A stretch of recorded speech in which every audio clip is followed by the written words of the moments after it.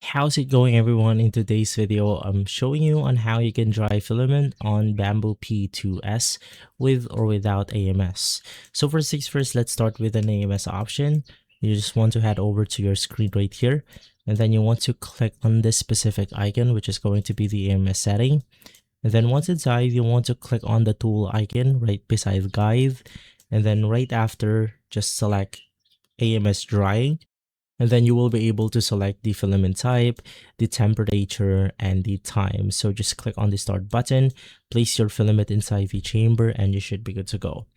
Now, if you don't have a AMS system, you want to navigate through setting, click toolbox, and from here you have the dry filament option.